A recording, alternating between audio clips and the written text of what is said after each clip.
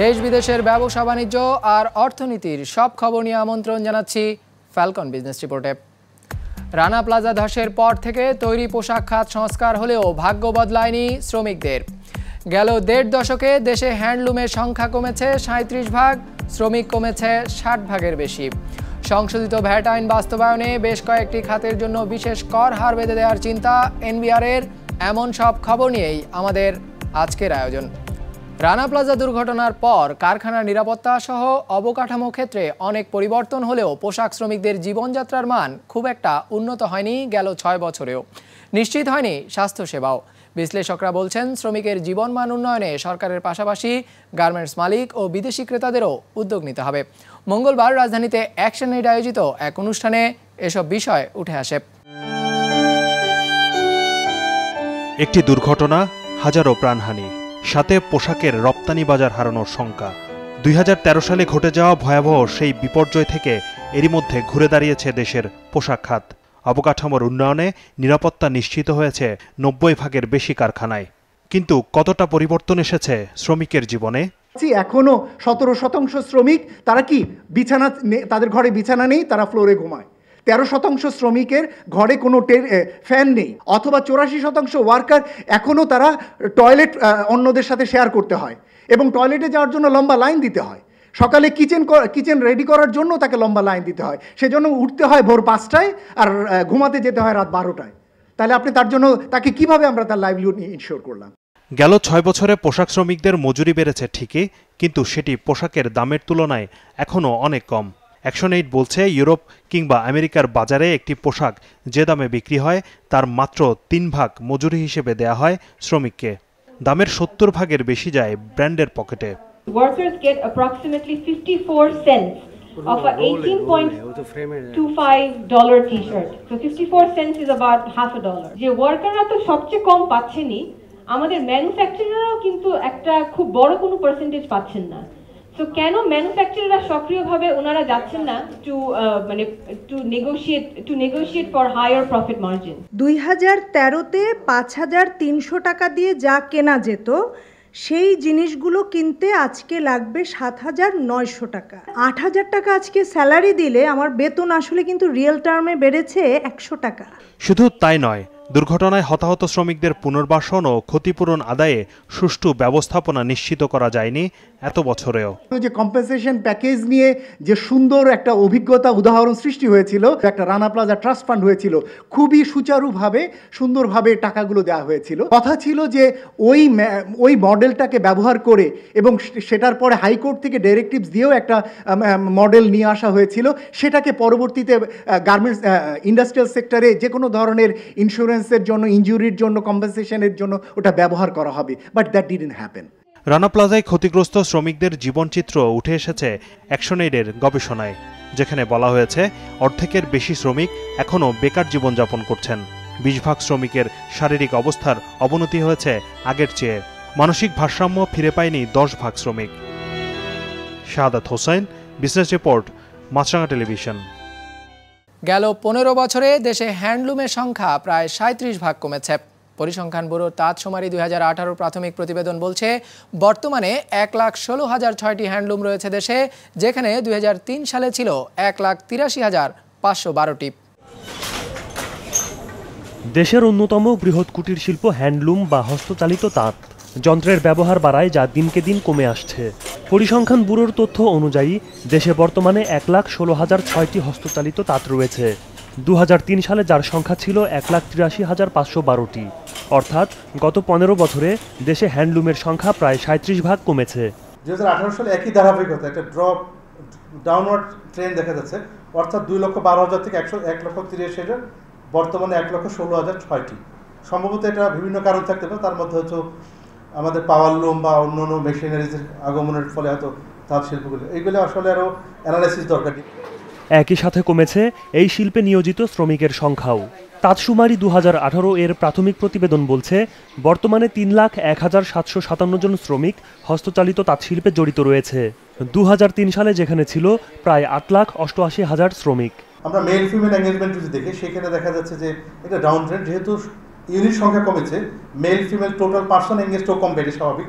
কিন্তু এই সময়ের একটা বিউটি হচ্ছে অন্যান্য শুমারিগুলিতে ফিমেল পার্টিসিপেশন বেশি কম ছিল, এই শুমারিতে দেখা যাচ্ছে ফিমেল পার্টিসিপেশনটা আবার একটু বেশি দেখা যাচ্ছে। একটা জিনিস পরিষ্কার যে বোধহয় তাঁত ধীরে ধীরে সংকুচিত হচ্ছে, এটা বোধহয় আমরা এটা কোনো আবেগের বিষয় নয়, সংকুচিত হবেই। এটা বোধহয় যান্ত্রিকীকরণের ফলে এটা হচ্ছে। একটা বাজারের একটা অংশ আছে এখানে, এর কিন্তু অবস্থান সবসময় থাকবে। যেমন আমাদের হিল ট্র্যাক্টস ঐতিহ্যগতভাবে যে ধরনের তারা কাপড় ব্যবহার করে ওখানে ওর স্থান আছে, তো আরও বেশি দিন ওখানে থাকবে। এছাড়া আমাদের মধ্যে যত সচেতনতা বাড়বে, ফ্যাশনের একটা অংশ এদিকে যাবে, কিন্তু তবুও আগের যে প্রধান ভূমিকা ছিল এটা বোধহয় আর থাকবে না। দেশের মোট তাঁতের ৭৩ ভাগই রাজশাহী ও চট্টগ্রাম বিভাগে অবস্থিত। শুধু চট্টগ্রাম বিভাগেই রয়েছে ৫৬ ভাগ তাঁত। ইমতিয়াজ হাসান, বিজনেস রিপোর্ট, মাছরাঙা টেলিভিশন। আসছে বাজেটে সংশোধিত ভ্যাট আইনে কয়েকটি খাতের জন্য বিশেষ কর হার রাখা হতে পারে বলে ইঙ্গিত দিয়েছেন রাজস্ব বোর্ডের চেয়ারম্যান মোশাররফ হোসেন ভূঁইয়া। জানিয়েছেন, ন্যূনতম ৫% কর হারের পরেও যেসব খাত ক্ষতিগ্রস্ত হতে পারে তাদের জন্য বাজেটে বিশেষ ভ্যাট হার ঘোষণা করা হবে। মঙ্গলবার রাজস্ব ভবনে আবাসন নির্মাতা ও নির্মাণ সামগ্রীর উৎপাদকদের সঙ্গে প্রাক বাজেট আলোচনায় তিনি এসব কথা জানান। ঋণের চড়া সুদহার আর পুঁজিবাজারের অস্থিরতা গেল কয়েক বছরে আবাসন খাতের বেচাকেনা ৬০ ভাগের মতো কমিয়ে দিয়েছে। এমন দাবি করে ভবন নির্মাতাদের সংগঠন রিহ্যাব আসছে বাজেটে ফ্ল্যাট ও প্লটের নিবন্ধন ফি ৭ ভাগে নামিয়ে আনার প্রস্তাব করেছে এই প্রাক বাজেট আলোচনায়। একই সঙ্গে আবাসন খাতের মূল্য সংযোজন কর বা মূসকের হার ৩ থেকে নামিয়ে ১.৫ ভাগ করারও সুপারিশ করেছে তারা। এখন পর্যন্ত আমাদের রেজিস্ট্রেশন কস্ট আছে প্রায় 14%, কোনো কোনো ক্ষেত্রে এটা 18%। এই সাবকন্টিনেন্টে কোথাও 7%-এর উপরে রেজিস্ট্রেশন কস্ট আছে বলে আমার জানা। পরে রেজিস্ট্রেশন কস্টকে অবশ্যই 7 বা তার নিচে নামিয়ে আনার জন্য আমি বিশেষভাবে অনুরোধ জানাচ্ছি। বৈঠকে উপস্থিত ছিল নির্মাণ সামগ্রীর উৎপাদকরাও। এদের মধ্যে স্টিল ম্যানুফ্যাকচারার্স অ্যাসোসিয়েশন আবেদন জানিয়েছে কাঁচামাল ও মূলধনী যন্ত্রপাতি আমদানির উপর ৩% হারে অগ্রিম ভ্যাট প্রত্যাহারের। আর সিমেন্ট খাতের ব্যবসায়ীরা কাঁচামাল আমদানিতে ভ্যাট ১৫ থেকে নামিয়ে ৫ ভাগ করার প্রস্তাব করেছে। 96% ক্লিংকার বিদেশ থেকে আমদানি করে নিয়ে আসতে হয়। এটার উপর যেইভাবে আপনার ডিউটি বসানো আছে, এটা কোনো ক্রমেই 5%-এর উপরে হওয়া উচিত না, অথবা স্পেসিফিক ডিউটি যদি রাখেন তাহলে 200 টাকা রাখার জন্য আমাদের জোর দাবি। ক্রয় পর্যায়ে আমাদের মূল উপাদান যেটা স্ক্র্যাপ, সেটা 0% ভ্যাটে আছে। এখানে যদি কোনো ভ্যাট যোগ করা হয়, আমরা তো 0%-এর দাবি রাখবো, তাহলে কিন্তু সমস্তগুলি মিলে রডের দাম বেড়ে যাবে অনেক। ব্যবসায়ীদের এমন সব প্রস্তাবের সবগুলোরই বাস্তবতার নিরিখে বিবেচনার আশ্বাস দিয়েছেন এনবিআর চেয়ারম্যান। যদিও আমরা বলেছি যে ভ্যাটের রেট 3% বেশি থাকবে না, কিছু স্পেশাল রিলিফ, কাজেই আমরা কিছু কিছু জায়গায় এই বিশেষ সুবিধাটা রাখবো এবং যাতে ব্যবসা খুব ক্ষতিগ্রস্ত না হয় সেটি আমরা দেখব। তো ওই যে মিনিমাম ভ্যাট রেট 5% দিলে কত আসে আর বর্তমানে কত আছে, কি এটার ইফেক্ট হতে পারে, সেগুলি আমরা বিবেচনা করব। একই সঙ্গে পুঁজিবাজারে বিউ অ্যাকাউন্ট খোলা বা চালু রাখতে বিদ্যমান আইনের বাইরে রাজস্ব বিভাগ থেকে নতুন করে কোনো বিধান আরোপ করা হবে না বলেও জানান এনবিআর চেয়ারম্যান বৈঠকে। অদূর ভবিষ্যতে নতুন করে টিআইএন নম্বরে ইম্পোজ করব। সৌরভ রহমান, বিজনেস রিপোর্ট, মাছরাঙা টেলিভিশন। মৌসুমের শুরুতে দিনাজপুরে বৈরী আবহাওয়ার কারণে নষ্ট হয়ে গেছে অধিকাংশ আম ও লিচুর মুকুল। এতে ফলন বিপর্যয়ের আশঙ্কা করছেন চাষিরা। দিনাজপুর প্রতিনিধি রেজাউল করিম রঞ্জু এবং হিলি প্রতিনিধি হালিমাল রাজির পাঠানো তথ্য ছবিতে ডেস্ক রিপোর্ট। লিচু রাজ্য হিসেবে দিনাজপুরের সুখ্যাতি বহুকাল ধরেই। মৌসুমের শুরুতে জেলার প্রতিটি গাছ ছেয়ে যায় মুকুলে, কিন্তু গেল মাসের শেষ সপ্তাহে অতিরিক্ত খরায় শুকিয়ে ঝরে গেছে অনেক মুকুল। এ অবস্থায় কৃষি কর্মকর্তাদের কাছ থেকে গাছ পরিচর্যার পাশাপাশি প্রয়োজনীয় কোনো সহযোগিতা পাচ্ছেন না, অভিযোগ লিচু চাষি ও বাগান মালিকদের। এবার মোটামুটি ফলন খুব কম, কিন্তু গতবার ভালো ছিল। বীজ যে মারবো এইটা মানে একটু নিয়ম কারণ জানার প্রয়োজন আছে। কৃষি অফিসারের সহযোগিতা পাচ্ছি না। কৃষি অফিসার যদি আমাদের এখানে আসতো, একটু যদি সময় দিত, বুদ্ধিমান দিত, যোগাযোগ করতো কী বাঞ্চে জিনিসটা কাজে হবে, তাহলে 2 টাকার লাভবান আমরা হইতাম, জিনিসটা ভালো পজিশনে বেচতে পারতাম। এদিকে মৌসুমের শুরুতে শিলাবৃষ্টির কারণে জেলার নবাবগঞ্জ সহ বিভিন্ন উপজেলায় ঝরে গেছে অনেক আমের মুকুল, এমনকি অনেক গাছে মুকুলই আসেনি। এতে ফলন নিয়ে শঙ্কিত আম চাষিরা। এই বছর আমাদের কাঙ্ক্ষিত মুকুল আসেনি, আর মুকুল না আসলে তো সেখানে আমের প্রশ্নই ওঠে না। হঠাৎ করে বৃষ্টির কারণে আমের মূল অনেক নষ্ট হয়ে গেছে, ক্ষয়ক্ষতি অনেক। যতটুকু পারি আমাদের সাধ্যমতো আমরা পরিচর্যা করছি, কিন্তু সেই তুলনায় আমাদের আসার মুকুল আসে নাই। তবে এই শিলাবৃষ্টি কিংবা খরায় আম লিচুর ফলনে তেমন কোনো প্রভাব পড়বে না বলে মনে করেন কৃষি সম্প্রসারণ অধিদপ্তরের কর্মকর্তারা। সহযোগিতা সেটা আমরা অব্যাহত রেখেছি এবং এই বিষয়গুলো যদি সব ঠিকঠাক থাকে তাহলে আম লিচুরও এবার আমরা ভালো ফলন পাবো বলে আমরা আশা করি। মৌসুমের শুরুতেই একটু হালকা বৃষ্টিপাত ছিল, কিন্তু এটি তেমন আমার ফ্রুট সেটিংয়ের উপর তেমন একটি প্রভাব ফেলতে পারেনি আমরা আশা করছি, এবং আমরা আশা করছি এবার আমরা একটা ভালো ফলন পাবো। বাজারে আম লিচুর আশানুরূপ দাম পাওয়ার প্রত্যাশা করছেন কৃষকরা। এতে ফলন কম হলেও লোকসান এড়াতে পারবেন বলে মনে করছেন তারা। বিজনেস রিপোর্ট, মাছরাঙা টেলিভিশন।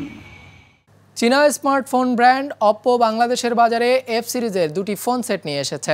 এর একটি F11 Pro এবং F11। মঙ্গলবার রাজধানীতে এক অনুষ্ঠানে সেট দুটি উন্মোচন করেন অপ্পোর ব্যবস্থাপনা পরিচালক ডেমন ইয়াং। অপ্পো বলছে ফোন দুটি ছবি তোলার ক্ষেত্রে গ্রাহককে নতুন অভিজ্ঞতা দেবে, যাতে রয়েছে 48 ও 5 মেগাপিক্সেলের দুটি ক্যামেরা, 6.5 ইঞ্চির পর্দা, পুরোপুরি নসলেস, যেখানে ফ্রন্ট ক্যামেরাকে স্ক্রিনের নিচে লুকিয়ে ফেলা হয়েছে অনন্য ডিজাইনে। বাজারে ছাড়া অপ্পো F11 Proর দাম পড়বে 36,990 টাকা আর F11 এর দাম পড়বে 27,990 টাকা।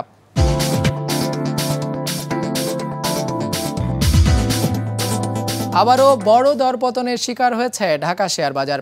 সার্বিক সূচক DACX 60 পয়েন্ট কমে দাঁড়িয়েছে 5,248-এ। লেনদেন নেমে এসেছে 269 কোটি টাকায়। হাত বদল হওয়া শেয়ার ও মিউচুয়াল ফান্ডের মধ্যে দর বেড়েছে মাত্র 59টির আর কমেছে 253টির, আর অপরিবর্তিত রয়েছে 32টি দর। এবার বাজার নিয়ে বিশ্লেষণ শুনব অ্যালায়েন্স ক্যাপিটাল অ্যাসেট ম্যানেজমেন্টের। মার্কেট 60 পয়েন্ট কারেকশনের মধ্য দিয়ে 5,248 পয়েন্টে এসে ক্লোজ হয়েছে। আজকে সারাদিন ইন্ডেক্সের নিম্নমুখী ধারা অব্যাহত ছিল। ইন্ডেক্স প্রায় 84 পয়েন্টের মতো কারেকশন হয়েছিল এবং দিন শেষে 24 পয়েন্ট রিকভারি করে তার 60 পয়েন্টে এসে ক্লোজ হয়েছে। আজকের main index negative index mover হিসেবে ছিল জিপি বা বার্জার পেইন্টস, রেকিট বেঙ্কিজার এবং ইউপিজিটিসিএল। এছাড়া এই মাসের এভারেজ টার্নওভার ছিল প্রায় 353 কোটি টাকা, যা লাস্ট মান্থের একই সময়ের থেকে প্রায় 19% কম ছিল। ইনভেস্টরদের কশাস অ্যাটিটিউড এটার মেইন রিজন ছিল। এছাড়া আজকে মেইন অ্যাক্টিভ সেক্টরগুলোর মধ্যে ছিল ফার্মাসিউটিক্যাল, ইঞ্জিনিয়ারিং এবং ব্যাংকিং সেক্টর। 850 বছরের পুরনো নটরডেম ক্যাথেড্রাল পুড়ে গেছে আগুনে। এরই মধ্যে গির্জাটি পুনর্নির্মাণের ঘোষণা দিয়েছেন ফ্রান্সের প্রেসিডেন্ট। ঘোষণা দিয়েছেন জাতীয় তহবিল গঠনের, যাতে এরই মধ্যে $45 কোটি অর্থদানের প্রতিশ্রুতি এসেছে। কিন্তু কত অর্থের প্রয়োজন পড়বে এটি পুনর্নির্মাণে, বিস্তারিত থাকছে ডেস্ক রিপোর্টে। মধ্যযুগে 200 বছরেরও বেশি সময় ধরে বানানো নটরডেম ক্যাথেড্রাল পুড়ে গেছে মাত্র 15 ঘন্টার আগুনে। 850 বছরের পুরনো গির্জাটি এতদিন ছিল প্যারিসের অন্যতম দর্শনীয় স্থান। ফায়ার সার্ভিসের চেষ্টায় শেষ পর্যন্ত রক্ষা পেয়েছে গির্জাটির মূল কাঠামো এবং দুটো বেল টাওয়ার। একই সাথে গির্জায় রক্ষিত চিত্রকর্ম এবং মূল্যবান সামগ্রীর বড় অংশ সরিয়ে নেওয়া হয়েছে বলে জানিয়েছেন প্যারিসের মেয়র। নটরডেম গির্জা ফরাসি ঐতিহ্যের অবিচ্ছেদ্য অংশ ঘোষণা দিয়ে এটি পুনর্নির্মাণের ঘোষণা দিয়েছেন দেশটির প্রেসিডেন্ট। ডাক দিয়েছেন জাতীয় তহবিল সংগ্রহের। ফ্রান্সের অবিচ্ছেদ্য ঐতিহ্যের অংশ হিসাবে নটরডেম ক্যাথিড্রাল পুনর্নির্মাণ করা হবে। এজন্য তহবিল সংগ্রহ করা হবে জাতীয়ভাবে। ফ্রান্সের বাইরে স্থাপত্য শিল্পে পারদর্শীদেরও সহযোগিতা চাই আমরা। সেই ডাকে সাড়া দিয়ে গুচি ও সেন্ট লরেন ফ্যাশন ব্র্যান্ডের মালিকানা প্রতিষ্ঠান কেরিং গ্রুপের চেয়ারম্যান $11 কোটি 30 লাখ দেওয়ার ঘোষণা দিয়েছেন। $22 কোটি 50 লাখ দেওয়ার ঘোষণা দিয়েছেন লুই ভুটন ও সেফোরা ফ্যাশন ব্র্যান্ডের মালিকানা প্রতিষ্ঠান LVMH। ফরাসি তেল কোম্পানি টোটাল দেওয়ার ঘোষণা দিয়েছে আরও প্রায় $11 কোটি। সহায়তা দেওয়ার ঘোষণা দিয়েছে ইউরোপীয় ইউনিয়নও। ফ্রান্সের এই ক্ষতিতে আমরা মর্মাহত। সার্বিক ক্ষতি কাটিয়ে উঠতে ইইউ সব ধরনের সহযোগিতা করবে। নটরডেম ক্যাথেড্রাল পুনর্গঠনে আমরা পাশে থাকব। প্রাথমিকভাবে $45 কোটি মতো তহবিল পাওয়া গেলেও প্রাচীন এই গির্জাটি তৈরিতে কয়েক শত কোটি ডলার প্রয়োজন পড়বে বলে মত বিশেষজ্ঞদের। কেননা প্রতি বছর নটরডেম ক্যাথেড্রাল সংস্কারে ব্যয় হতো $50 লাখ বেশি অর্থ। আর আগুন লাগার আগে শুরু হওয়া সংস্কারের খরচ ধরা হয়েছিল $15.60 লাখ। পলাশ রঞ্জন রায়, বিজনেস রিপোর্ট, মাছরাঙা টেলিভিশন। আমাদের যে কোনো পর্ব নিজেদের সুবিধাজনক সময়ে দেখতে সাবস্ক্রাইব করুন বিজনেস রিপোর্টের অফিসিয়াল ইউটিউব চ্যানেল। ফেসবুক পেজে লাইক দিয়ে আপডেট থাকুন ব্যবসা বাণিজ্যের আলোচিত সব ঘটনা সম্পর্কে। আর আপনাদের মতামত জানান ইনবক্সে। আজ এটুকুই, বিদায় নিচ্ছি, ভালো থাকবেন।